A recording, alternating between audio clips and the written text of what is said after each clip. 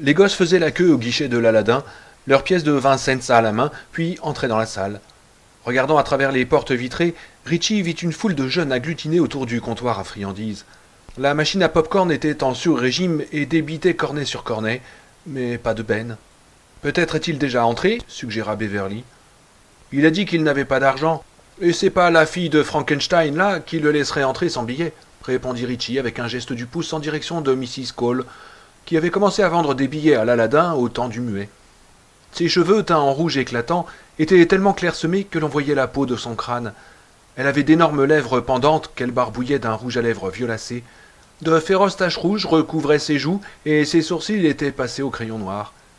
Mrs. Cole était une parfaite démocrate. Elle éprouvait une haine identique pour tous les enfants.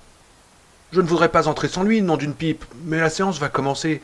Qu'est-ce qu'il peut bien fabriquer ?»« Achète-lui son billet et laisse-le à la caissière, proposa judicieusement Beverly. Quand il arrivera. Mais Ben déboucha à cet instant-là du coin de la rue. Il était hors d'haleine et son ventre ballottait sous son sweatshirt. Il aperçut Richie et lui fit signe de la main. C'est alors qu'il vit Bev. Sa main s'immobilisa. Ses yeux s'agrandirent. Il acheva son geste, puis s'avança d'un pas plus mesuré vers la marquise de l'Aladin. « Salut Richie, dit-il avec un bref coup d'œil pour Bev, comme s'il avait craint qu'un regard trop prolongé ne se traduise par une brûlure au second degré. « Salut Bev. »« Bonjour Ben, répondit-elle. Il se fit un étrange silence entre elle et Ben. Il ne s'agissait pas d'une gêne, pensa Richie, mais de quelque chose de presque puissant. Il sentit une pointe de jalousie, car il venait de se passer quelque chose entre eux, et il en avait été exclu, quelle qu'eût été cette chose. « Nom d'une pipe, meule de foin, j'ai bien cru que tu t'étais dégonflé.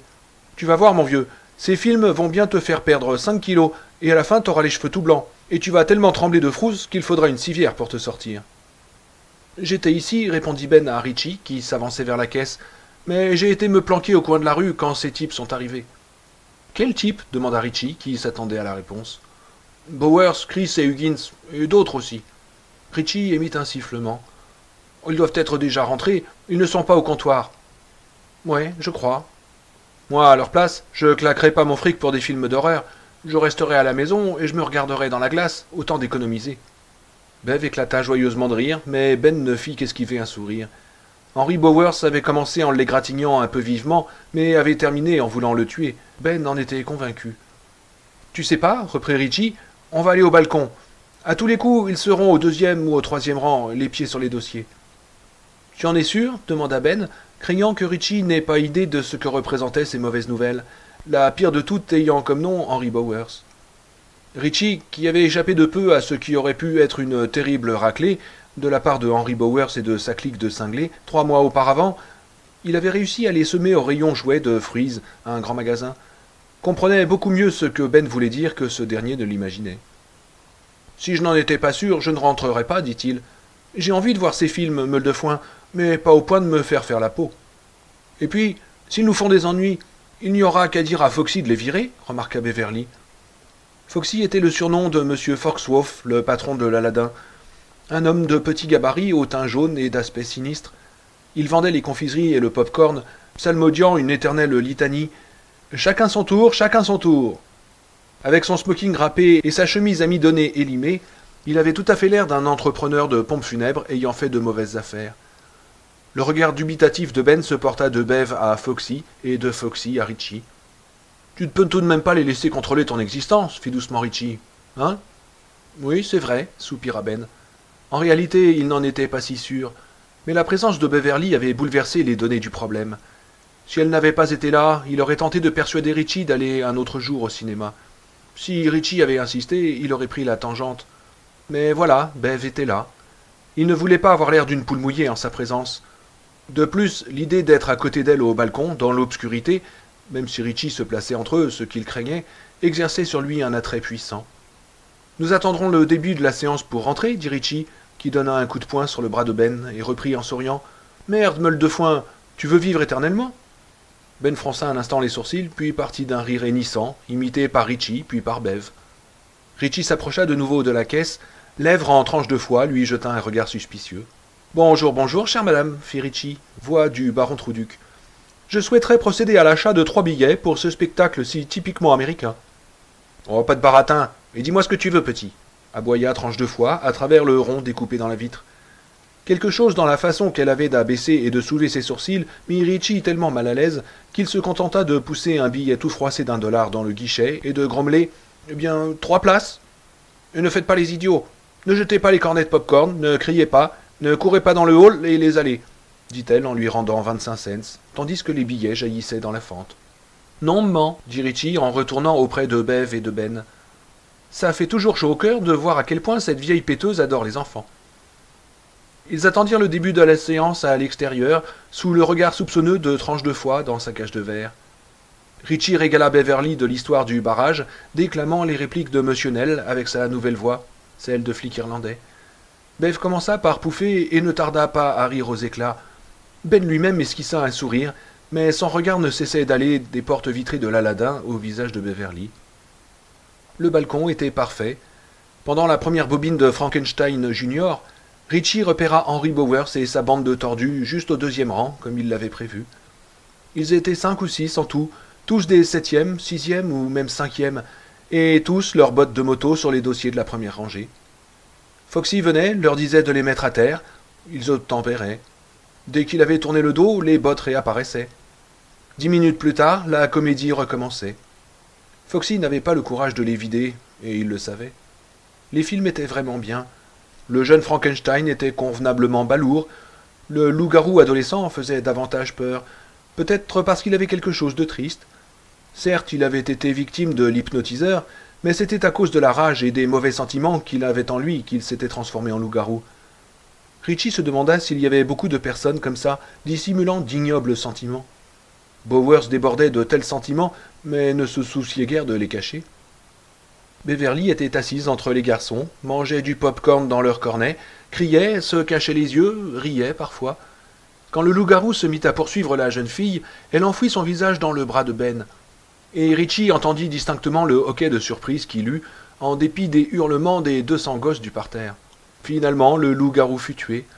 Dans la dernière scène, un flic déclarait solennellement à un autre flic que cet exemple devrait montrer aux gens qu'il vaut mieux ne pas jouer avec ceux qui relèvent de Dieu. Le rideau tomba, les lumières s'allumèrent. Il y eut des applaudissements. Richie goûtait un bonheur sans mélange, si ce n'était un léger mal de tête. Il allait de nouveau falloir rendre visite au toubib pour les yeux et changer de verre. Quand il entrerait au lycée, c'est des culs de bouteille qu'il allait avoir devant les mirettes, pensa-t-il morose. Ben tira sur sa manche. « Ils nous ont vus, Richie, dit-il d'un ton de voix sec et désolé. « Hein, quoi ?» Bowers et Chris, ils ont levé les yeux en sortant, et ils nous ont vus. « Oh, d'accord, d'accord. Mais calme-toi, meule de foin, calme-toi. On va sortir par la porte de côté, et pas de quoi s'en faire. » Ils descendirent l'escalier, Richie en tête, Bev au milieu, et Ben fermant la marche en regardant par-dessus son épaule toutes les 2 marches. « Est-ce que ces types t'en veulent vraiment, Ben ?» demanda Beverly. « Oh oui, je crois bien. Je me suis battu avec Henry Bowers le dernier jour de l'école. »« Et il t'a fait mal ?»« Oh, pas autant qu'il aurait voulu. C'est pour ça qu'il est encore furieux. » Richie intervint. « Notre bon vieux Bibendum s'est quelque peu fait écorcher, » murmura Richie, d'après ce qu'on m'a dit. « Je ne crois pas que ça lui a fait plaisir non plus. » Il poussa la porte de la sortie latérale, et les 3 enfants se retrouvèrent dans l'allée qui séparait l'Aladin et Nance, un restaurant qui servait des sandwichs. Ils dérangèrent un chat qui fouillait dans une poubelle. L'animal fila vers le fond de l'allée fermée par une palissade, sur laquelle il grimpa avant de disparaître. Il y eut un fracas de couvercle de poubelle, et Bev sursauta, saisissant le bras de Richie. Elle éclata d'un rire nerveux. « J'ai encore la frousse à cause du film !» s'exclama-t-elle. « Salut, tête de nœud !» fit la voix de Henry Bowers derrière eux. Le trio fit brusquement demi-tour. Henry, Victor et le roteur se tenaient à l'entrée de l'allée. Il y avait 2 autres types un peu en retrait. « Eh merde, j'étais sûr que ça allait arriver !» gémit Ben. Richie se tourna vivement vers l'Aladin, mais la porte s'était refermée et ne pouvait pas s'ouvrir de l'extérieur. « Allez, dis bonjour, tête de nœud !» lança Henry en se jetant soudainement sur Ben. Ce qui arriva par la suite resta gravé dans la mémoire de Richie comme les images d'un film. De telles choses ne peuvent tout simplement pas se produire dans la vie. Dans la vie, les petits-enfants reçoivent leur raclée, ramassent leurs dents et rentrent chez eux. Mais les choses ne se passèrent pas ainsi cette fois. Beverly fit un pas en avant, presque comme si elle avait eu l'intention d'aller, par exemple, serrer la main de Bowers, dont les bottes tintaient sur le sol. Il était suivi de Victor et du roteur, les 2 derniers montant la garde à l'entrée de l'allée. « Laisse-le tranquille !» cria Beverly. Tu n'as qu'à t'attaquer à quelqu'un de ta taille. Mais il est aussi gros qu'un smirmorque, salope, gronda Henri, toujours aussi courtois. Et maintenant, sors de mon... Mais le pied de Richie partit sans qu'il eût le temps d'y penser, comme en tant d'autres occasions sortaient de sa bouche des plaisanteries qui pouvaient être dangereuses pour sa santé. Henri s'entrava et s'effondra. Le sol de briques de l'allée était glissant, tant il était jonché des détritus qui débordaient des poubelles du restaurant. Henri glissa comme le poids d'un jeu de galets. Il voulut se relever, la chemise maculée de marcs de café, de boue et de feuilles de laitue. « Je vais vous faire la peau !» brailla-t-il. Ben était resté jusqu'à cet instant-là paralysé de terreur, mais en lui quelque chose cassa. Il laissa échapper un rugissement et s'empara de l'une des poubelles. Il la tint en l'air pendant une seconde ou deux, ressemblant plus que jamais à Kaloun la meule de foin, tandis que les détritus en tombaient. Une expression de fureur peinte sur son visage plus blanc qu'un linge, il jeta la poubelle qui vint frapper Henri dans le bas du dos. Le voyou s'aplatit de nouveau. « Barrons-nous d'ici !» hurla Richie. Ils partirent en courant vers la sortie de l'allée. Victor Chris se plaça d'un bond en face d'eux. Avec un nouveau rugissement, Ben baissa la tête et lui rentra dedans à mi-corps. Victor laissa échapper un cri étranglé et se retrouva au sol. Le roteur réussit à saisir Beverly par sa queue de cheval, la projetant rudement contre le mur de briques de l'Aladin sur lequel son bras frotta. Elle se dégagea et fonça, suivie de Richie qui saisit un couvercle de poubelle en passant. Huggins lança son poing de la taille d'un jambonneau, mais Richie brandit le rond de métal galvanisé contre lequel il vint heurter. Il eut un boing sonore, presque musical. Richie sentit l'impact lui remonter jusqu'à l'épaule, mais Huggins poussa un hurlement et se mit à sautiller sur place en tenant sa main qui commençait à gonfler. L'un des garçons en sentinelle avait attrapé Beverly et Ben s'empoignait avec lui, tandis que le dernier de la bande lui martelait les reins. Une fois de plus, Richie lança son pied, qui entra sèchement en contact avec les fesses du boxeur. Ce dernier hurla de douleur. Richie prit le bras de Beverly d'une main, celui de Ben de l'autre. « Courez !» cria-t-il. Le garçon qui était aux prises avec Ben lâcha Bev et envoya un coup de poing à Richie. Après une brève explosion de douleur, son oreille s'engourdit et devint toute chaude, tandis qu'un sifflement aigu remplissait sa tête, comme celui des écouteurs dans un contrôle d'audition à l'école. Ils se précipitèrent dans Central Street. Les gens se retournaient pour les voir. La bedaine de Ben faisait du yo-yo. La queue de cheval de Bev dansait. Richie tenait ses lunettes contre son nez pour ne pas les perdre. Ça sifflait toujours dans sa tête et il se disait que son oreille allait gonfler, mais il se sentait en pleine forme. Il se mit à rire, bientôt imité par Bev, puis par Ben. Ils s'engouffrèrent dans Court Street et s'effondrèrent sur un banc en face du commissariat de police. Le seul endroit de Derry où ils pouvaient être en ce moment en sécurité, leur semblait-il. Beverly passa un bras autour du cou de Ben, un autre autour de celui de Richie, et les étreignit furieusement tous les deux. « C'était fantastique, dit-elle, les yeux jetant des éclairs. « Vous les avez vus, ces types ? Dites, vous les avez vus ?»« Oh, pour les voir, je les ai vus, répondit Ben, et j'aimerais bien que ce soit la dernière fois. » Cette réplique suscita une nouvelle tempête d'éclats de rire. Richie s'attendait à voir d'un instant à l'autre Bowers et sa bande déboucher dans Court Street et leur tomber dessus, commissariat ou pas. Mais il riait tout de même. Beverly avait raison, ils avaient été fantastiques. « Le club des ratés en a réussi une bien bonne !» cria Richie exubérant. « Waka waka waka !» Il mit les mains en porte-voix devant sa bouche. « Yaou Yaou !» Un flic passa la tête par une fenêtre ouverte au premier et cria « Barrez-vous d'ici, les mômes, et que ça saute! Allez, allez faire un tour !» Richie ouvrit la bouche pour répliquer quelque chose de brillant, sans doute en adoptant sa dernière trouvaille, la voix du flic irlandais, mais Ben lui donna un coup de pied dans les tibias. « La ferme, Richie, dit-il, immédiatement surpris d'avoir pu proférer un tel ordre. « Il a raison, Richie, ajouta Bev en le regardant avec gentillesse. « Bip bip. »« D'accord, d'accord. Qu'est-ce que vous voulez faire, les mecs ? Tiens, on devrait aller demander à ce brave Henri s'il n'a pas envie de faire une partie de Monopoly. »« Mords-toi la langue, Richie. »« Hein ? Qu'est-ce que ça veut dire ? Laisse tomber. Oh là là, il y a des types tellement ignorants. » Avec hésitation, rouge jusqu'à la racine des cheveux, Ben demanda. « Il ne t'a pas fait mal en te tirant sur la queue de cheval, Beverly ?» Elle lui sourit gentiment, et acquit à cet instant-là la certitude que c'était lui, comme elle l'avait déjà soupçonné, l'auteur de la carte postale avec le beau haïku. « Non, je n'étais pas bien méchant. »« Descendons dans les friches, » proposa alors Richie. C'est donc là qu'ils allèrent, ou plutôt qu'ils s'enfuirent. Richie se dit plus tard qu'ils avaient ce jour-là créé un précédent pour tout l'été. Les friches étaient devenues leur coin. Tout comme Ben, avant sa rencontre avec les garnements, Bev n'y était jamais descendu. Ils marchaient à la file indienne sur les 3 sentiers, Richie devant, Beverly au milieu, Ben derrière. Sa jupe oscillait agréablement et des vagues de sensations imprécises submergeaient Ben à ce spectacle, aussi puissante que ses crampes d'estomac. Elle portait le bracelet à sa cheville, il scintillait au soleil de l'après-midi. Ils traversèrent le bras de la Kentuskig que les garçons avaient barré en utilisant des pierres émergées, découvrirent un autre chemin et finirent par se retrouver sur la rive de l'embranchement est du cours d'eau, beaucoup plus dégagé que l'autre. La rivière était éblouissante dans cette lumière. Sur leur gauche, on apercevait 2 de ces cylindres de béton recouverts d'une plaque. En dessous, surplombant la rivière, se trouvaient des tuyaux de ciment. Il en coulait 2 filets d'eau trouble. Quelqu'un a fait sa crotte en ville, et voilà où ça a abouti, songea Ben en se souvenant des explications de M. Nell sur le système des égouts de Derry. Il éprouva un pénible sentiment de colère impuissante. Les poissons abondaient certainement autrefois dans cette rivière. Aujourd'hui, on n'aurait guère eu de chance d'attraper une truite, bien plus que de pêcher un morceau de papier hygiénique. « C'est tellement beau ici, fit Bev avec un soupir. « Ouais, pas mal, admit Richie. Les mouches noires sont parties, et il y a assez de vent pour que les moustiques nous fichent la paix. » Il la regarda, une lueur d'espoir dans les yeux. « T'aurais pas une cigarette, par hasard ?»« Non, j'en avais 2, mais je les ai fumées hier. »« Dommage, dit Richie. » Une sirène retentit, et ils regardèrent tous les 3 passer en cahotant un long train de marchandises qui, sur la rive opposée des friches mortes, se dirigeait vers la gare de triage. Nom d'une pipe, si c'était un train de voyageurs, ils auraient une sacrée vue, songea Richie. Tout d'abord les taudis des pauvres Holkep, puis les marécages à bambou de l'autre côté de la Kentuskig, et enfin, juste avant de quitter les friches, le dépotoir à ordures municipal, une ancienne gravière où couvait le feu. Pendant un moment, il se prit à penser de nouveau à l'histoire d'Eddie, le lépreux et la maison abandonnée de Neibolt Street. Il chassa cette idée et se tourna vers Ben. « Alors, qu'est-ce que tu as préféré, meule de foin ?»« fit Ben en se tournant vers lui, l'air coupable.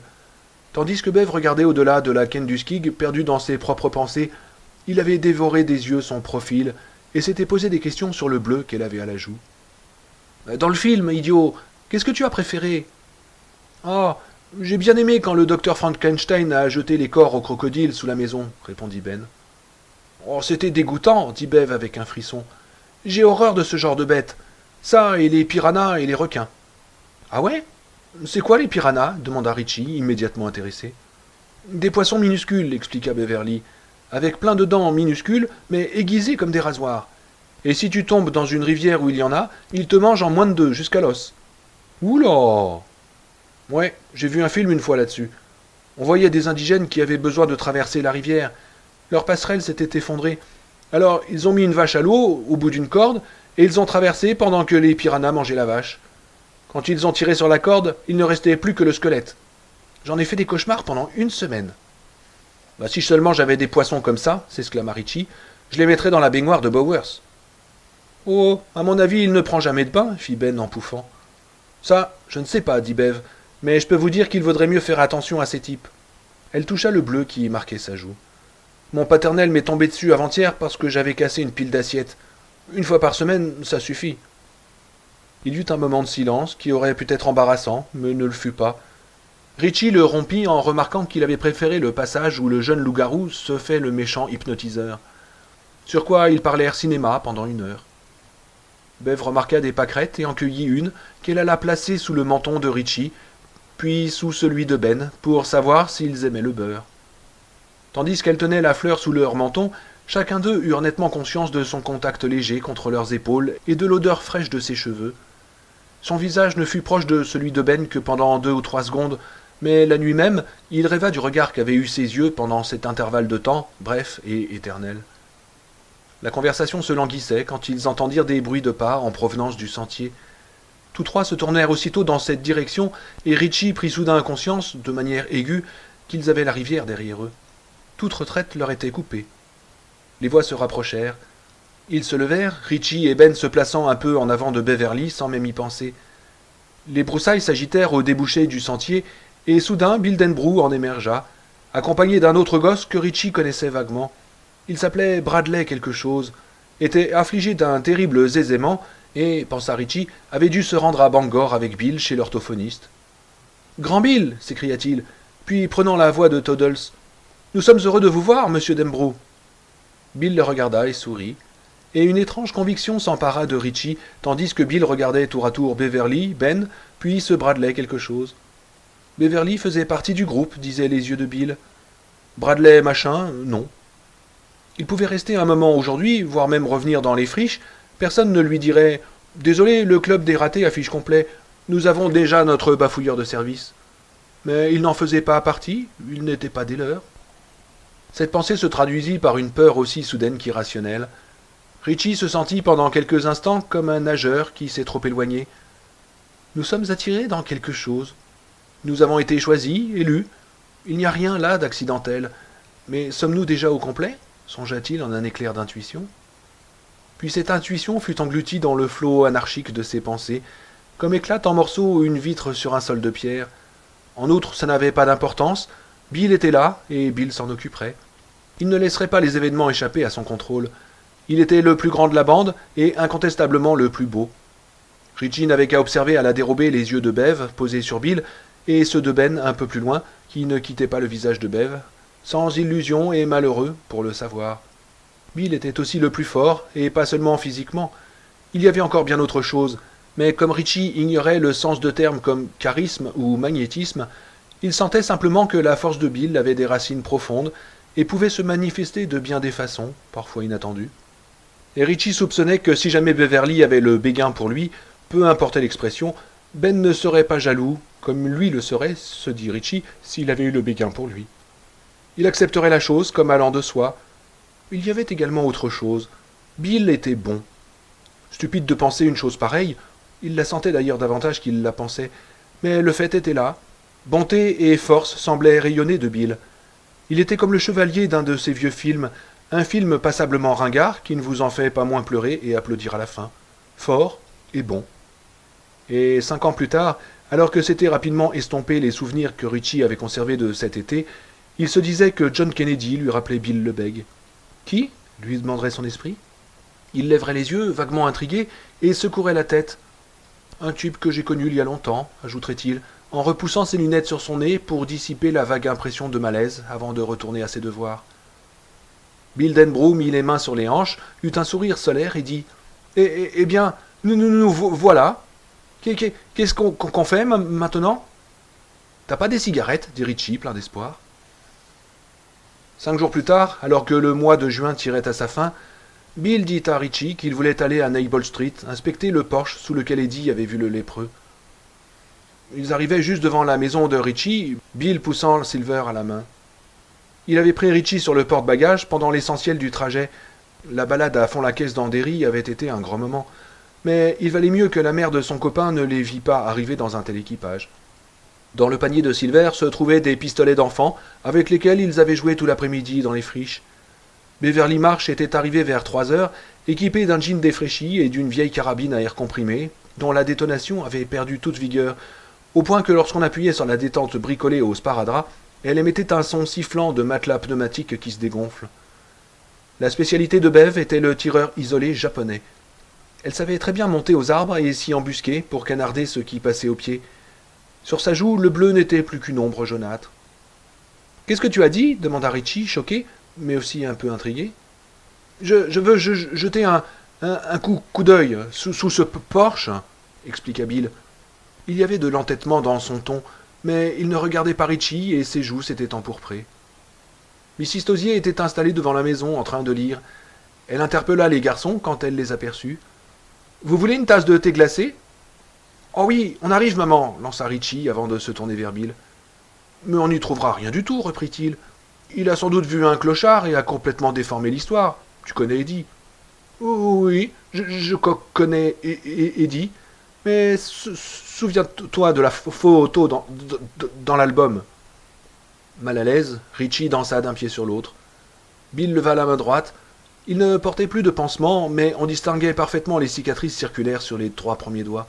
« Ouais, mais... Ouais, écoute-moi. » Bill se mit à parler lentement, sans lâcher Richie du regard. Une fois de plus, il rappela les similitudes entre l'histoire de Ben et celle d'Eddie, et ce qu'ils avaient vu sur la photo qui s'était animée. Il avança l'idée que le clown avait pu assassiner les enfants que l'on avait retrouvés morts à Derry depuis le mois de décembre précédent. sans compter les autres. Ceux qui ont disparu, peut-être comme Eddie Coran. Mais il avait la trouille de son beau-père, objecta Richie. Il manquait pas de raison de se barrer, merde. Oui, je veux bien. Je le connaissais, moi aussi. Et je sais que son père le battait. Mais je sais aussi qu'il lui arrivait de passer la nuit dehors pour être loin de lui. Autrement dit, le clown l'aurait eu pendant une de ses nuits demanda Richie, songeur. C'est bien ça? Bill acquiesça. Et toi, qu'est-ce que tu veux? Un autographe? Non, si le clown a tué les autres, alors il a tué Georgie, dit Bill, sans lâcher le regard de Richie. Ses yeux exprimaient une dureté sans compromis, sans pardon possible. Et je veux le tuer. Seigneur Jésus, fit Richie. Mais comment vas-tu t'y prendre? Mon père a un pistolet. Il postillonnait en parlant, mais Richie s'en rendait à peine compte.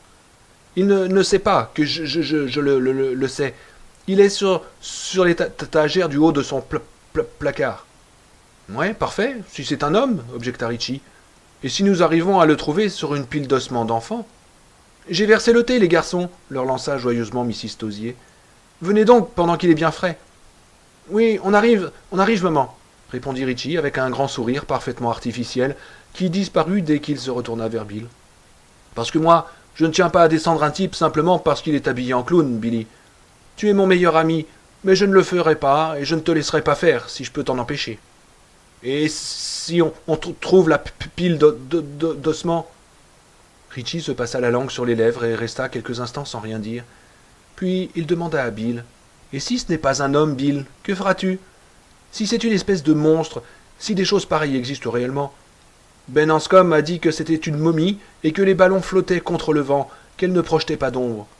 Quant à la photo dans l'album de ton frère, où on l'a imaginé, où c'était de la magie, et à mon avis, nous n'avons rien imaginé. Tes doigts n'ont rien imaginé, hein? Bill secoua la tête. Alors, qu'est-ce qu'on va faire si ce n'est pas un homme, Bill? Faudra essayer autre chose. Ah ouais? Je vois ça d'ici. Tu lui tires dessus toutes tes balles, il continue d'avancer comme le jeune loup-garou dans le film qu'on a vu, Ben, Beverly et moi. Et alors, tu te sers de ta fronde? Et si la fronde ne marche pas, je lui lance de ma poudre à éternuer. Et si la poudre à éternuer ne marche pas et qu'il continue à avancer, on lui crie « Pousse, monsieur le monstre, c'est pas du jeu. Écoutez, on va aller à la bibliothèque, faire quelques lectures et on revient tout de suite. Veuillez nous excuser. Hein? C'est ça qu'on va lui dire, grand Bill ?» Il regardait son ami, agitant la tête rapidement. Il était déchiré entre l'envie de voir Bill insister pour aller examiner le porche et le désir désespéré qu'il abandonna cette idée. D'une certaine manière, c'était comme s'il venait d'entrer dans l'un des films d'horreur du samedi après-midi à l'Aladin, mais d'une autre, et c'était crucial, ça n'avait strictement rien à voir.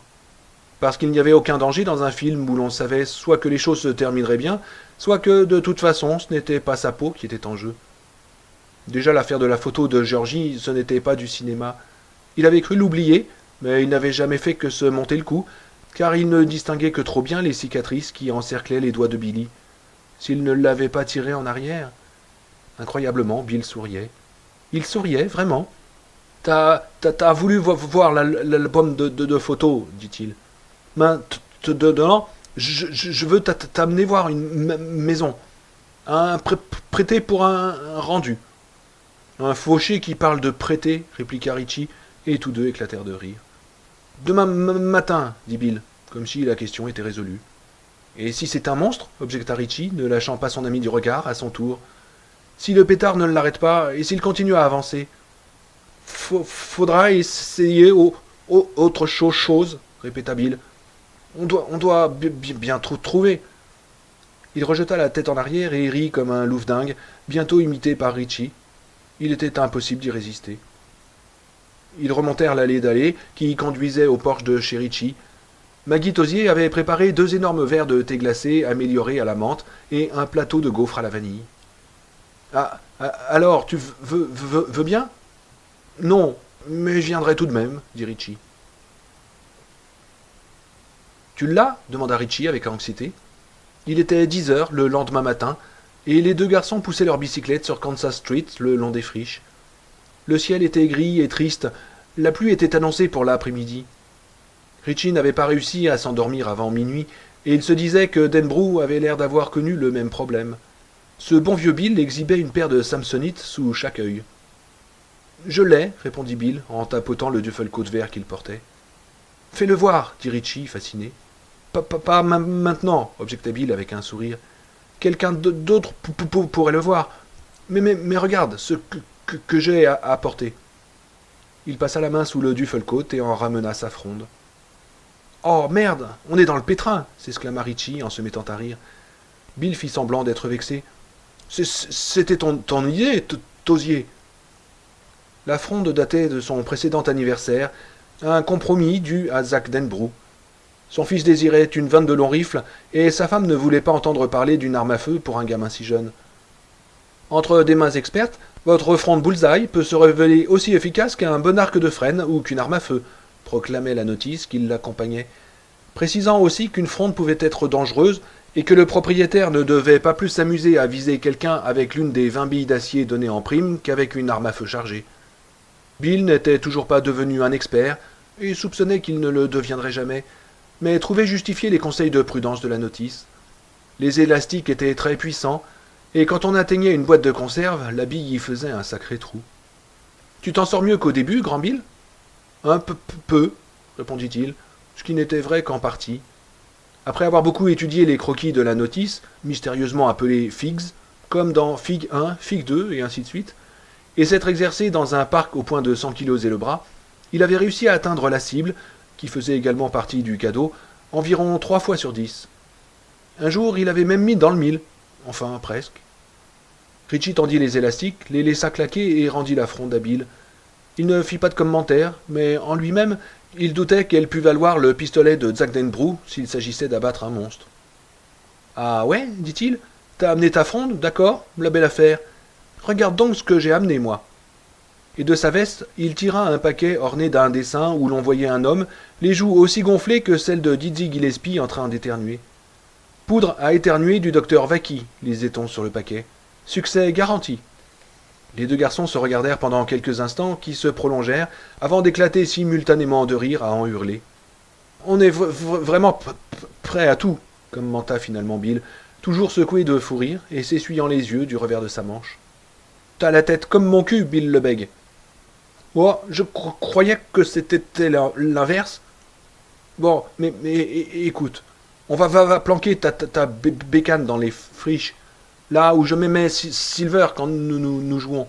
Tu monteras derrière moi, s'il faut se tirer en vitesse.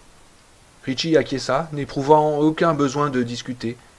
Sa bicyclette, il se cognait parfois les genoux au guidon quand il pédalait vite, avait l'air d'une naine à côté de l'édifice style portique décharné qu'était la bicyclette de Bill. Bill était plus fort et Silver plus rapide, il le savait. Ils arrivèrent au petit pont et Bill aida Richie à arranger sa bicyclette en dessous. Puis les deux garçons s'assirent et tandis que grandait un véhicule au-dessus de leur tête, Bill ouvrit son duffel-coat et prit l'arme à feu de son père. « Fais drôlement gaffe, dit Bill en le tenant à Richie, après que celui-ci eut émis un sifflement admiratif. Y a pas de sécurité sur un pistolet comme ça. »« Il est chargé ?» demanda Richie. L'arme, un PPK Walter que Zach Denbrough avait récupéré pendant l'occupation, paraissait incroyablement lourde. « Papa, encore, répondit Bill en tapotant sa poche. J'ai les balles ici. Mais mon paternel dit que si on fait pas attention, un revolver peut se charger tout seul. C'est comme ça qu'on se fait tuer. » Un sourire étrange était apparu sur son visage tandis qu'il disait cela. Il n'en croyait pas un mot, tout en y souscrivant complètement. Richie comprit. Une impression de menace latente, retenue, émanait de l'arme. Impression que ne lui avaient jamais produite les fusils de son père, sauf peut-être celui à répétition, tel qu'il était incliné, muet et huilé dans un coin du placard du garage. Mais ce pistolet, ce Walter, il n'avait été créé que dans un but, aurait-on dit, tuer des gens. Richie eut un frisson en se rendant compte qu'effectivement, il avait été conçu pour cela. Que pouvait-on faire d'autre avec? Allumer ses cigarettes? Il tourna le canon vers lui, prenant soin d'éloigner son doigt de la détente. Un seul regard dans cet œil noir, sans paupières, lui fit parfaitement comprendre la raison du sourire de Bill. Il se souvint de son propre père lui disant « Si tu n'oublies jamais qu'une arme déchargée est une chose qui n'existe pas, tu n'auras jamais de problème de ta vie avec les armes à feu. » Il rendit le revolver à Bill, soulagé d'en être débarrassé. Bill le remit dans son duffel-coat. La maison de Neibolt Street parut soudain moins effrayante à Ritchie. En revanche, la possibilité que du sang fût versé lui parut beaucoup plus d'actualité. Il regarda son ami, envisageant peut-être de lui rappeler cette éventualité, mais il vit l'expression du visage de Bill, la comprit et dit seulement « T'es prêt ?» Comme toujours, lorsque Bill finissait par lever de terre son deuxième pied, Ritchie éprouva la certitude qu'ils allaient tomber et fendre leur stupide crâne sur le ciment. Le grand vélo zigzaguait follement dans tous les sens. Les cartes à jouer fixées à la fourche cessèrent de tirer au coup par coup et mitraillèrent en rafale. Les embardées d'ivrognes s'accentuèrent et Ritchie ferma les yeux en attendant l'inévitable. Mais Bill mugit alors. « Yahoo, Silver, en avant !» Et la bicyclette prit un peu de vitesse. Les zigzags à donner mal au cœur s'atténuèrent et disparurent.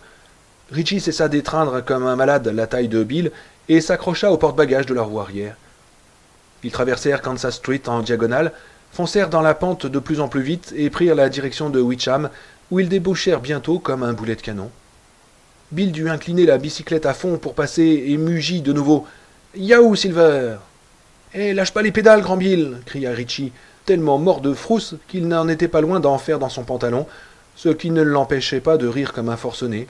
« Tiens bon la route !» Pour lui donner raison, Bill redressa l'engin et, debout sur les pédales, se mit à pomper des deux jambes à un rythme infernal. À voir le dos de Bill, qui était d'une largeur exceptionnelle pour un gamin de 11 ans allant sur ses 12, chaque épaule s'inclinant tour à tour sur le duffel-coat, tandis qu'il faisait porter son poids d'une pédale sur l'autre, Ritchie se sentit soudain convaincu qu'ils étaient invulnérables, qu'ils vivraient éternellement. Bill, en tout cas. Bill ne se rendait pas compte à quel point il était fort, sûr de lui et parfait. Il continuait de foncer, tandis que les maisons se faisaient plus rares et les carrefours plus espacés. « Yahoo, Silver !» beugla une fois de plus Bill, à quoi Ritchie répliqua sur le même ton de vocifération. « Yahoo, Silver, messieurs, voilà bien qu'elle s'appelle faire du vélo. Yahoo, Silver, en avant !» Il longeait maintenant des champs ouverts, qui paraissaient plats et sans profondeur sous le ciel plombé. On devinait la vieille gare de briques au loin. À sa droite s'alignaient des hangars en préfabriqué. Silver cahota sur un premier passage à niveau, puis sur un deuxième. Ils arrivèrent enfin à la hauteur de Neibolt Street, qui prenait sur la droite. Gare et dépôt de Derry, lisait-on sous le nom de la rue. Autrefois bleu, le panneau pendait de travers, tout rouillé. En dessous, une pancarte encore plus grande, lettres noires sur fond jaune, annonçait, comme un commentaire sur les chemins de fer eux-mêmes, « Voie sans issue ». Bill s'engagea dans Neibolt Street, s'approcha du trottoir sur lequel il posa le pied. « On va marcher à partir d'ici. » Ritchie quitta le porte-bagages avec des sentiments mêlés de soulagement et de regret. « D'accord. » Ils restèrent dans la rue, car le trottoir était craquelé et plein d'herbe. Dans le dépôt de triage, non loin de là, un diesel tournait lentement, paraissait s'arrêter et repartait. Une ou deux fois, ils entendirent le tintement de métal de wagons que l'on accouplait. « T'as pas la frousse ?» demanda Ritchie. Bill, qui poussait Silver par le guidon, tourna un instant la tête vers son ami et acquiesça. « Si, pas toi ?»« Oh si, et comment ?» Bill avait interrogé son père la veille sur Neibolt Street. Il lui avait dit, rapporta-t-il à Ritchie, que les employés des chemins de fer, ingénieurs, mécaniciens, mais aussi employés de la gare et des ateliers, occupaient presque toutes les maisons de cette rue jusqu'à la fin de la Deuxième Guerre mondiale. Le déclin de la rue avait suivi celui de la gare. Plus Bill et Ritchie s'avançaient, plus les maisons étaient espacées, miteuses et sales. Les 3 ou 4 dernières, des deux côtés, avaient leurs ouvertures condamnées par des planches, leurs jardins envahis d'herbes folles. Un panneau à vendre pendait, solitaire, agité par le vent, du porche de l'une d'elles. Il faisait à Ritchie l'impression d'être vieux de 1000 ans. Le trottoir s'interrompit. Il marchait maintenant sur un chemin de terre battue où poussaient de maigres touffes d'herbe. Bill s'arrêta et fit un signe. « C'est là, » dit-il doucement. Le 29, Neibolt Street avait été autrefois une maison pimpante, peinte en rouge, style Cape Cod. Peut-être, pensa Ritchie, un ingénieur avait-il vécu ici. Il imaginait un célibataire, toujours en jeans, un type qui ne passait chez lui que 4 ou 5 jours par mois et écoutait la radio tout en jardinant. Un type qui mangeait surtout des grillades, mais pas de légumes, même s'il en faisait pousser pour ses amis, et qui, le soir venu, pensait à la fille laissée derrière lui. Le rouge n'était plus maintenant que du rose délavé, avec de grandes parties pelées qui avaient l'air de plaies. Les fenêtres étaient toutes aveuglées de planches, et la plupart des bardeaux de bois avaient sauté. Les mauvaises herbes poussaient anarchiquement des deux côtés de la maison, et devant, ce qui restait du gazon s'ornait de la première floraison de pissenlits de la saison. Sur la gauche, une haute palissade de bois, qui avait peut-être été autrefois blanche, mais dont le gris s'accordait aujourd'hui à celui du ciel, s'enfonçait en ondulations d'ivrogne au milieu de broussailles humides. Vers le milieu, elle abritait un carré de tournesol monstrueux, dont le plus grand mesurait près de 2,50 m. Il avait un aspect boursouflé déplaisant. La brise les agitait, et ils semblaient se dire les uns aux autres « Les garçons sont ici, quelle agréable surprise! Encore des garçons! Nos garçons !» Richie frissonna. Tandis que Bill installait soigneusement Silver contre un orme, Richie observa la maison. Il remarqua la roue qui émergeait des herbes touffues près du porche et la montra à Bill. C'était le tricycle renversé mentionné par Eddie. Ils regardèrent la rue dans les deux sens. Elle était complètement déserte. Le halètement du moteur croissait et décroissait, un son qui semblait suspendu dans le ciel bas comme un charme hypnotique. On entendait de temps en temps un véhicule passer sur la route numéro 2, mais on ne pouvait pas le voir. Le diesel ronflait, se calmait, ronflait, se calmait. Les grands tournesols hochaient gravement la tête. « Des garçons tout frais? De bons garçons! Nos garçons !»« Tu es prêt ?» demanda Bill, ce qui fit sursauter Richie. « Oh, tu sais, j'étais justement en train de me dire que je devais rendre aujourd'hui les livres à la bibliothèque. Je devrais peut-être bien... »« Oh, arrête tes salades, Richie.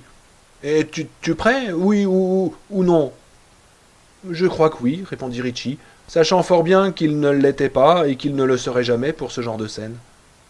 Ils traversèrent la pelouse foisonnante en direction du porche. Regarde, papa, par là, dit Bill. Sur le côté gauche du porche, le treillis de bois pendait, retenu par le fouillis des buissons. On voyait les clous rouillés qui avaient été arrachés. C'était un coin d'anciens rosiers, et tandis que les roses de part et d'autre du latis démoli s'épanouissaient nonchalamment, celle qui était directement dans son axe, ou tout à côté, était fanée et morte. Bill et Richie échangèrent un coup d'œil sinistre. Tout ce qu'Eddie leur avait raconté se vérifiait jusqu'ici. 7 semaines après, l'épreuve était encore là. « Tu ne veux tout de même pas aller là-dessous, hein ?» demanda Richie, d'un ton presque de supplication. « Non, dit Bill, mais je vais tout de même y aller. » Richie comprit, le cœur battant, qu'il était parfaitement sérieux. Cette lumière grise était de retour dans les yeux de Bill, où elle brillait de manière soutenue. Il y avait sur son visage une détermination, une volonté inébranlable qui le faisait paraître plus âgé. Il a réellement l'intention de le tuer, s'il est encore ici, de le tuer et peut-être de lui couper la tête pour le ramener à son père et lui dire « Regarde, c'est ça qui a tué Georges, et peut-être maintenant vas-tu me parler le soir en rentrant, même si c'est pour me dire comment s'est passée la journée ou qui a perdu au dé la tournée des cafés du matin. »« Bill, dit-il, mais Bill était déjà parti vers l'autre extrémité du porche, par où Eddie avait dû pénétrer. Richie fut obligé de courir pour le rattraper, et il faillit tomber lorsqu'il trébucha sur le tricycle que la rouille, en le rongeant, ramenait à la terre. Il rejoignit Bill alors que celui-ci s'accroupissait pour regarder sous le porche. Il n'y avait pas trace de treillis à ce bout. Quelqu'un, ou un clochard sans doute, l'avait arraché depuis longtemps pour accéder à l'abri en dessous, pour se protéger de la neige de janvier, des pluies froides de novembre ou des violents orages d'août. Richie s'accroupit à côté de lui, le cœur lui martelant la poitrine. Il n'y avait rien sous le porche, sinon des amas de feuilles en décomposition, des journaux jaunâtres et des ombres. Trop d'ombres. « Bill !» répéta-t-il. « Quoi ?» Bill avait ressorti le Walter de son père. Il fit tomber le chargeur de son autre main et prit 4 balles dans sa poche, qu'il chargea soigneusement une à une. Richie le regardait faire, fasciné, puis regarda de nouveau sous le porche. Il vit quelque chose d'autre cette fois, du verre brisé, des éclats qui luisaient à peine dans la pénombre. Son estomac se mit à le tirailler douloureusement. Ce n'était pas un sot, et il comprit que ce détail était bien près de confirmer l'histoire d'Eddie.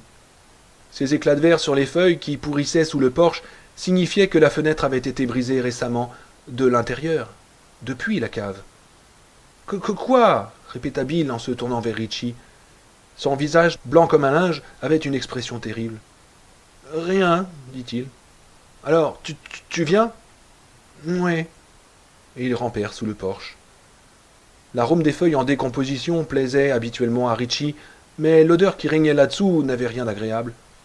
Le ramas spongieux cédait sous les mains et les genoux, et il avait l'impression qu'on aurait pu s'y enfoncer de plus de 50 centimètres.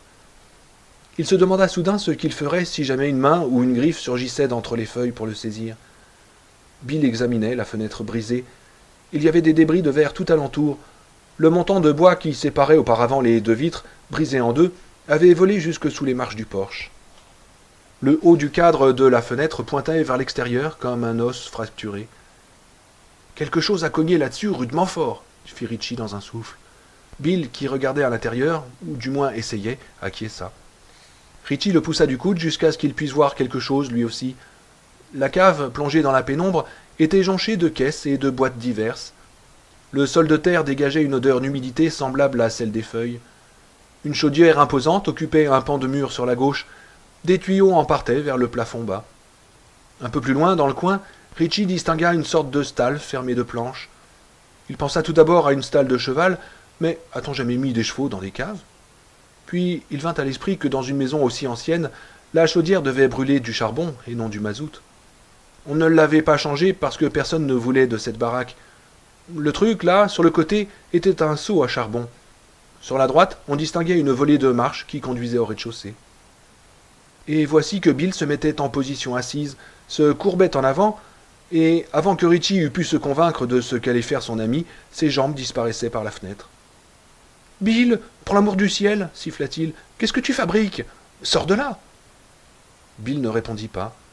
Il glissa à l'intérieur par un mouvement de reptation, accrochant son duffel-coat à la hauteur du bas du dos et manquant de peu un éclat de verre encore fiché dans le bois qui ne l'aurait pas arrangé. Une seconde après, Richie entendit le bruit de ses tennis contre le sol de terre battue. « Qu'il aille se faire foutre !» se dit à lui-même Richie d'une voix chevrotante, tout en scrutant le rectangle obscur dans lequel son ami venait de disparaître. « T'es complètement cinglé, Bill !» La voix de Bill monta jusqu'à lui. « Tu peux rester là-haut si tu veux, Richie. Monte la garde !» Au lieu de cela, il roula sur lui-même et engagea les jambes dans ce qui restait du cadre avant de piquer une crise de nerfs, espérant ne pas se couper les mains ou le ventre sur les échardes de verre. Quelque chose l'empoigna aux jambes et il ne put retenir un hurlement. « C'est moi !» fit Bill à voix basse. Un instant plus tard, Richie se retrouvait à côté de lui dans la cave, rentrant sa chemise dans son pantalon. « Qui croyais-tu que c'était ?» reprit Bill. « Le père Fouettard !» répliqua Richie avec un rire mal assuré. « Toi, tu vas par là, et moi, par ici. Ça va pas la tête, non ?» Il entendait les battements de son cœur jusque dans sa voix, dont l'émission était hachée et inégale. « Je te colle au cul, grand Bill !» Ils se dirigèrent tout d'abord vers le tas de charbon, Bill en tête, le revolver à la main, suivi de près par Richie, s'efforçant de regarder partout à la fois. Bill resta quelques instants immobile le long de la dernière planche qui isolait le tas de charbon du reste de la cave, puis en fit le tour d'un bond, pointant l'arme à deux mains. Richie ferma les yeux de toutes ses forces dans l'attente de l'explosion. Elle ne vint pas. Il rouvrit prudemment les yeux. « Rien que du charbon, » dit Bill avec un petit rire nerveux. Richie le rejoignit et constata qu'il restait en effet un tas de charbon qui rejoignait presque le plafond au fond de la stalle et descendait en pente douce jusqu'à leurs pieds. « Allons !» commença Richie, et à cet instant la porte en haut des marches s'ouvrit violemment, heurtant le mur à grand bruit, et un peu de la lumière du jour pénétra jusque dans la cave. Les deux garçons hurlèrent. Ils entendirent des grognements. Ils étaient puissants, comme ceux d'un animal sauvage en cage. Ils virent une paire de tennis apparaître sur les premières marches, puis par-dessus un jeans délavé, des mains qui se balançaient. Sauf qu'il ne s'agissait pas de mains, mais de pattes, d'énormes pattes. « Grimpe sur le tas de charbon !» hurla Bill à Richie, qui restait paralysé, ayant soudain compris ce qui venait vers eux, ce qui allait les tuer dans cette cave qui empestait la terre humide et le vin frelaté que l'on avait renversé dans les coins. Mais il avait besoin de voir. « Il y a une fenêtre en haut du tas !» Les pattes étaient couvertes d'une épaisse toison brune frisée et torsadée. Des ongles ébréchés terminaient les doigts. Richie vit apparaître une veste de soie, noire avec un liseré orange, les couleurs du lycée de Derry. « Grimpe !» hurla Bill en donnant à Richie une gigantesque bourrade. Richie alla s'étaler dans le charbon, dont les angles et les arêtes aiguës le reçurent douloureusement, le tirant de son hébétude. Du charbon lui roula sur les mains. Le grognement fou continuait, ininterrompu. La panique engloutit l'esprit de Richie. À peine conscient de ce qu'il faisait, il se précipita sur la montagne de charbon, avançant, glissant, repartant vers l'avant, sans cesser de hurler. En haut du tas, la fenêtre était noire de poussière de charbon et ne laissait pénétrer aucune lumière. Une crémone la fermait. Richie la saisit et voulut la tourner en y mettant toute sa force, mais elle ne bougea pas. L'effrayant grognement se rapprochait. Une détonation partit en dessous de lui, un bruit assourdissant dans cet endroit clos. L'odeur de la poudre, puissante et acide, vint piquer les narines de Richie. Elle le tira suffisamment de sa panique pour qu'il eût le temps de se rendre compte qu'il tournait la crémone dans le mauvais sens. Il aversa son effort, et elle céda avec un long grincement rouillé, tandis que de la poussière de charbon venait saupoudrer ses mains comme du poivre. Il eut une deuxième détonation, tout aussi assourdissante, et Bill Denbrough hurla « Tu as tué mon frère, espèce de salopard !» Pendant quelques instants, la créature qui avait descendu les escaliers émit des sons entre le rire et la parole, comme si quelque chien vicieux s'était mis à aboyer des mots. Et Richie crut comprendre que la chose, en version d'uniforme lycéen, avait répondu « Et je vais te tuer toi aussi. »« Richie !» cria alors Bill. Richie entendit le charbon qui se remettait à rouler pendant que Bill se précipitait vers le sommet du tas. Les grognements et les rugissements continuaient. Il y eut un craquement de planches éclatées, tandis que se mêlaient aboiements et hurlements, des sons sortis tout droit d'un cauchemar. Richie donna une poussée violente à la fenêtre, sans se soucier du verre qui pourrait lacérer ses doigts. C'était un détail maintenant. Elle ne se brisa pas, mais s'ouvrit vers l'extérieur, sur ses antiques gonds d'acier couverts de rouille. Nouvelle avalanche de poussière de charbon, cette fois sur le visage de Richie. Il sortit sur le côté de la maison en se tortillant comme une anguille, et sentit l'odeur fraîche et douce de l'air, tandis que les hautes herbes caressaient son visage. Il se rendit très vaguement compte qu'il pleuvait. Il y voyait les énormes tiges des tournesols géants, vertes et velues. Le Walter partit une troisième fois, et la bête dans la cave hurla. Un son primitif de rage pure. « Il m'a eu! Richie, au secours! Richie, il m'a eu !» cria alors Bill. Richie se retourna et, à quatre pattes, vit le rond de terreur qu'était le visage de son ami, tourné vers la fenêtre surdimensionnée de la cave par laquelle, autrefois, tous les mois d'octobre, on faisait rouler le charbon de l'hiver. Bill gisait étalé sur le charbon. Ses mains s'agitaient en direction de la fenêtre, mais inutilement, car il était hors de portée. Sa chemise et son duffel-coat étaient remontés jusqu'à mi-poitrine, et il était tiré en arrière par quelque chose que Richie n'arrivait pas à distinguer nettement. Une chose comme une grande masse d'ombre qui se déplaçait derrière Bill, une masse d'ombre qui grondait et produisait des sons inarticulés, presque humains. Richie n'avait pas besoin de le voir plus distinctement. Il l'avait déjà vu le samedi précédent sur l'écran de l'Aladin. Tout cela était fou, complètement fou, mais il ne vint pas une seule seconde à l'esprit de Richie de douter de sa propre raison ou des conclusions qu'il fallait tirer. Le loup-garou adolescent venait d'avoir Bill Denbrough. Sauf que ce n'était pas Michael Landon, le visage grimé, le corps couvert d'une fausse fourrure. Non, c'était bien réel. Comme pour le prouver, Bill cria de nouveau. Richie tendit les deux mains et s'empara de celle de Bill qui tenait toujours le Walter dans la droite. Pour la deuxième fois ce jour-là, Richie plongea son regard dans l'œil noir sans paupières, mais cette fois-ci, il était chargé. On se disputait Bill, Richie le tenant par les poignets, le loup-garou par les chevilles. « Barre-toi, d'ici, Richie, barre-toi !» Soudain, la figure du loup-garou sortit de l'obscurité. Il avait un front bas et aplati, couvert de rares poils, les joues creuses et velues. Ses yeux, brun foncé, manifestaient une horrible compréhension. Sa mâchoire inférieure tomba et il se mit à gronder. Une écume blanche coulait des deux coins de son épaisse lèvre inférieure en deux filets qui goûtaient de son menton. Sur son crâne, les cheveux étaient ramenés en arrière dans une immonde parodie de catogan.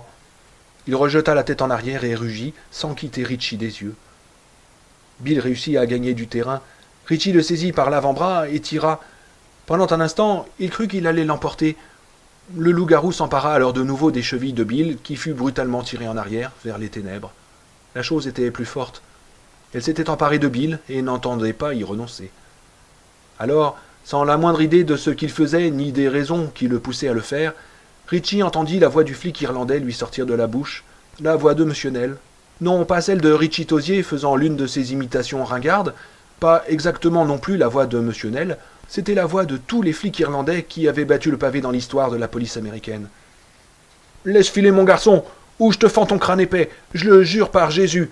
Lâche-le tout de suite, bâtard. ou tu auras ton propre cul pour déjeuner. Dans la cave, la créature laissa échapper un rugissement de rage à crever les tympans, mais Richie eut l'impression qu'il s'y trouvait aussi une note de douleur, ou peut-être de peur. Il tira de nouveau de toutes ses forces, et Bill vola par la fenêtre, s'étalant sur l'herbe. Il regarda Richie, les yeux agrandis par l'horreur. Le devant de son duffel-coat était tout noir de charbon. « Vite !» fit Bill haletant. « Il faut que... » ajouta-t-il dans un gémissement, s'accrochant à la manche de Richie. Le charbon roulait de nouveau en avalanche dans la cave. L'instant suivant, la tête du loup-garou vint s'encadrer dans la fenêtre. Il leur montra les dents, grognant, tandis que ses mains s'accrochaient à l'herbe. Bill tenait toujours le Walter. Pas un seul instant il ne l'avait lâché. Il l'étreignait maintenant à deux mains, les yeux réduits à deux fentes. Il tira. Encore une détonation assourdissante. Richie vit une partie du crâne du loup-garou emporté, tandis qu'un torrent de sang ruisselait le long de sa joue et venait poisser ses poils puis le col de son uniforme scolaire. Avec un rugissement, il entreprit de passer par la fenêtre. Avec lenteur, rêveusement, Richie alla cueillir le paquet avec l'image de l'homme qui éternuait dans sa poche arrière. Il le déchira pendant que la créature hurlante et pissant le sang s'extrayait du cadre, ses griffes creusant de profonds sillons dans la terre meuble. Richie écrasa alors le paquet et cria avec la voix du flic irlandais « Barre-toi de chez moi, morpion !» Un nuage blanc vola dans la figure du loup-garou. Il arrêta instantanément de rugir et se mit à fixer Richie avec une expression de surprise presque comique, tout en émettant des sons sifflants. Rouges et larmoyants, ses yeux roulaient vers le garçon et paraissaient enregistrer ses traits pour l'éternité. Puis il commença à éternuer. Incoercible, les éternuements se succédaient. Des jets filamenteux de salive giclaient de son museau. Des caillots de morve vert noir jaillissaient de ses narines. L'un d'eux atteignit Richie et lui brûla la peau comme si c'était de l'acide. Il s'essuya vivement avec un cri de douleur et de répulsion. On lisait toujours de la colère sur le visage de la bête, mais à cela s'ajoutait la douleur, impossible de s'y tromper. Bill l'avait peut-être blessé avec le revolver de son père, mais Richie lui avait davantage fait mal. Tout d'abord avec la voix du flic irlandais, puis avec la poudre à éternuer. « Seigneur, si seulement j'avais aussi du poil à gratter, et peut-être un cacteur, qui sait, si je ne pourrais pas le tuer ?» se demanda Richie, pendant que Bill le saisissait par le col et le tirait sèchement en arrière. Ce fut une chance. Le loup-garou s'était arrêté d'éternuer aussi instantanément qu'il avait commencé, et se jetait sur Richie, vite, incroyablement vite. Richie aurait tout aussi bien pu rester assis là, l'enveloppe vide de poudre à éternuer à la main, à contempler le monstre dans une espèce d'état d'émerveillement hébété. Notant combien sa fourrure était brune, combien son sang était rouge, à quel point dans la réalité il n'y avait rien en noir et blanc. Jusqu'à ce que ses pattes viennent se refermer sur son cou, jusqu'à ce que ses griffes lui arrachent la gorge, si Bill ne l'avait empoigné et remis sur ses pieds. Richie le suivit en trébuchant. Ils coururent jusque sur le devant de la maison, et Richie pensa « Il ne va pas oser nous poursuivre plus loin, nous sommes déjà dans la rue ou presque. Il ne va pas oser nous chasser, il ne va pas oser. » Pas oser. Mais il osa. Il pouvait l'entendre juste derrière lui, qui grognait, poussait des sons inarticulés et larmoyait. Silver était toujours à sa place, appuyé contre un arbre. Bill jeta l'arme de son père dans le panier du porte-bagages, où il avait si souvent transporté des faux revolvers, et enfourcha son engin. Richie hasarda un coup d'œil tout en s'installant dans l'espace restreint entre la selle et le panier, et vit le loup-garou qui traversait la pelouse et se dirigeait vers eux. Il était à moins de 10 mètres. Sang, larmes et morve se mêlaient sur sa veste d'écolier. Sous la peau arrachée de sa tempe droite, on voyait luire un fragment de l'os frontal. 2 traînées pâteuses et blanchâtres de poudre à éternuer partaient de chacune de ses narines. Richie remarqua aussi 2 autres détails qui achevaient de rendre le tableau parfaitement horrible. La veste que portait la chose ne comportait aucun système de fermeture. Au lieu de cela, il y avait ces espèces de gros boutons orange, duveteux comme des pompons. Le deuxième détail était encore pire. Il fut sur le point de lui faire perdre connaissance, ou du moins, il faillit s'abandonner au monstre et se laisser tuer. Un nom cousu avec du fil d'or apparaissait sur le revers de sa veste. Le genre de truc qu'on peut se faire chez Machines pour $1 si la fantaisie vous en prend. Sur la partie gauche ensanglantée de la veste, tachée mais lisible, figuraient les mots « Richie Tosier ». Le loup-garou avançait toujours vers eux. « Vas-y, Bill !» hurla Richie. Silver se mit en mouvement, mais avec lenteur, avec beaucoup trop de lenteur. Il fallait tellement de temps à Bill pour la lancer. Le loup-garou s'engagea dans la rue creusée d'ornières au moment où Bill était déjà debout sur les pédales au milieu de Nailbot Street.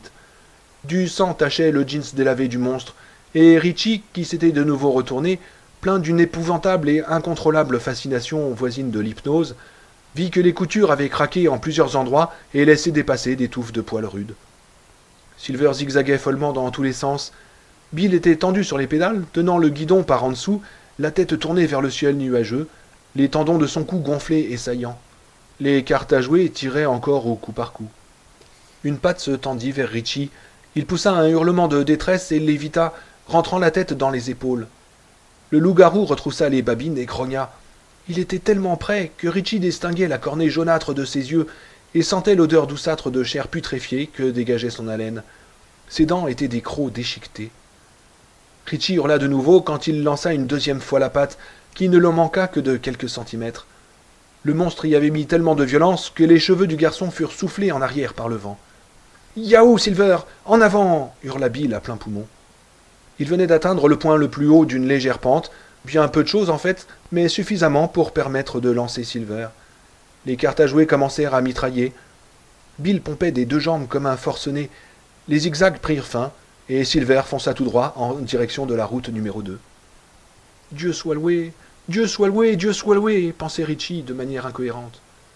Le loup-garou rugit de nouveau. « Oh mon Dieu, on dirait qu'il est juste à côté de moi !» Et Richie eut le souffle coupé par sa chemise et sa veste, tiré en arrière et venu écraser sa gorge. Il émit un gargouillement étouffé et réussit à attraper Bill par la taille juste avant d'être arraché à la bicyclette. Bill partit en arrière, mais sans lâcher le guidon. Un instant, Richie crut bien que la grande bicyclette allait se soulever de l'avant et les renverser tous les deux. C'est alors que sa veste, déjà destinée depuis quelque temps au sac à chiffon, se déchira en deux dans un grand craquement, un bruit étrange comme un paix monumental. Richie respira de nouveau. Il tourna la tête et plongea directement son regard dans les yeux bourbeux à l'expression meurtrière. « Bill !» essaya-t-il de hurler, mais l'appel sortit sans force de sa bouche. Bill parut néanmoins l'avoir entendu. Il se mit à pédaler avec encore plus de vigueur, comme il n'avait jamais pédalé de sa vie. Il avait l'impression de s'arracher les tripes et sentait dans le fond de sa gorge le goût épais et cuivré du sang, tandis que ses yeux exorbités semblaient prêts à lui sortir de la tête. Sa bouche grande ouverte avalait l'air en bouffées monstrueuses. Un sentiment insensé de joie s'empara de lui, impossible à nier. Il était fait de sauvagerie, de liberté, de l'impression de n'appartenir qu'à soi. Un désir. Il se tenait debout sur les pédales, les encourageait, les martelait. Silver continuait de prendre de la vitesse. Elle commençait à sentir la route, commençait à planer. Bill la sentait s'éveiller. « Yahoo, Silver, yahoo! Allez, en avant !» cria-t-il de nouveau. Richie n'entendait que trop le bruit de course des tennis sur le macadam retrouvé. Il se tourna. Le loup-garou le frappa juste au-dessus des yeux avec une force incroyable, et Richie crut bien un instant qu'il lui avait arraché le haut du crâne. Le paysage s'assombrit brusquement autour de lui, tandis que les sons tour à tour s'estompaient et s'amplifiaient. Le monde perdit ses couleurs. Richie se colla désespérément contre Bill, tandis que du sang chaud venait lui picoter les yeux. La patte frappa de nouveau, atteignant cette fois-ci le garde-boue. Richie sentit la bicyclette qui oscillait dangereusement sur le point de verser pour finir par se redresser. Bill poussa encore un coup son « Yahoo Silver » qui parut à Richie lointain comme l'ultime réverbération d'un écho. Il ferma les yeux, s'accrocha à Bill et attendit la fin. Bill avait lui aussi entendu le bruit des pas et compris que le clown n'avait pas abandonné la poursuite, mais il n'avait pas osé se retourner. Il le saurait toujours à temps s'ils étaient rattrapés et jetés à terre. C'était la seule chose qui importait. « Vas-y, mon garçon, pensa-t-il. Mets tout le paquet maintenant. Mets tout ce que tu as dans les tripes. Allez, Silver, allez !» Une fois de plus, Bill Denbrough se trouva donc en train de courir pour être plus fort que le diable, sauf que cette fois-ci, le diable se présentait sous la forme d'un clown au ricanement hideux, dont la figure dégoulinait de fond de teint, dont les lèvres se retroussaient sur un sourire ignoble de vampire, et dont les yeux étaient deux pièces d'argent brillantes. Un clown qui, pour quelque invraisemblable raison, portait une veste aux couleurs du lycée de Derry par-dessus son costume argenté aux pompons orange. « Vas-y, mon garçon, vas-y, Silver, qu'est-ce que t'en dis ?» Nailbot Street défilait de plus en plus vite, les cartes crépitaient joyeusement. Le martèlement de pied de leurs poursuivants ne s'était-il pas estompé légèrement? Il n'osait toujours pas se retourner pour regarder. Richie lui étreignait la taille à lui couper le souffle. Il lui aurait bien dit de le serrer moins fort, mais il ne voulait pas gaspiller son énergie en paroles.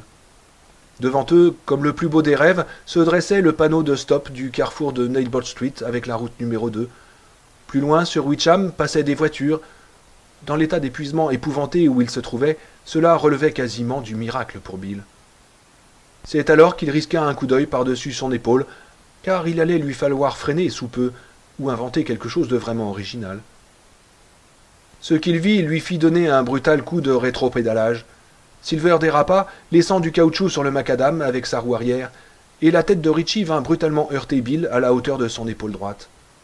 La rue était complètement vide. Mais à environ 25 mètres derrière eux, près de la première des maisons abandonnées, sorte de cortège funéraire conduisant au dépôt des trains, il aperçut un bref éclair orange à proximité d'une bouche d'égout qui s'ouvrait dans le trottoir. Bill émit un son inarticulé et se rendit compte presque trop tard que Richie était en train de tomber de Silver, les yeux renversés de telle manière qu'on ne lui voyait plus que l'arc inférieur de l'iris, à la limite de la paupière supérieure. La branche rafistolée de ses lunettes pendait de travers, du sang coulait lentement de son front. Bill le saisit par le bras, tous deux glissèrent vers la droite et Silver se déséquilibra. Ils s'effondrèrent au milieu de la rue, dans un enchevêtrement de bras et de jambes. Bill heurta violemment le sol du coude et poussa un cri de douleur. Le bruit fit tressaillir les paupières de Richie. « Je vais vous montrer comment vous emparer de ces trésors, Seigneur. Mais ce type-là, Dobbs, est bougrement dangereux, dit Richie en hoquetant. C'était sa voix de Pancho Vanilla, mais ce qu'elle avait dit réel, de complètement détaché de la situation, fit peur à Bill. Ce dernier vit quelques poils bruns épais accrochés à la blessure peu profonde que Richie avait à la tête.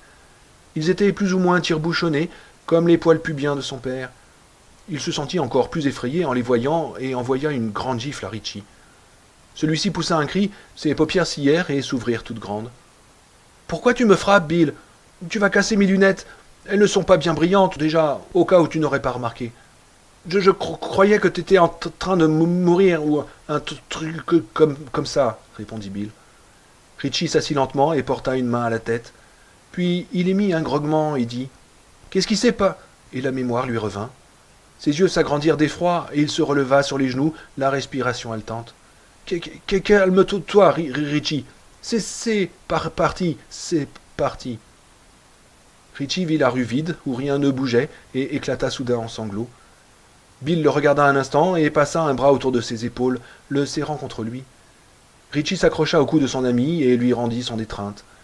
Il aurait voulu dire quelque chose de marrant, comme par exemple que Bill aurait dû essayer de se servir de la fronde contre le loup-garou, mais rien ne sortit de sa bouche, sinon les sanglots qui continuaient de le secouer. « Arrête, Richie !» dit Bill. Puis lui-même éclata à son tour en pleurs, et ils restèrent ainsi dans la rue, à genoux, serrés l'un contre l'autre, à côté de la bicyclette renversée, et leurs larmes tracèrent des sillons nets sur leurs joues noircies par la poussière de charbon.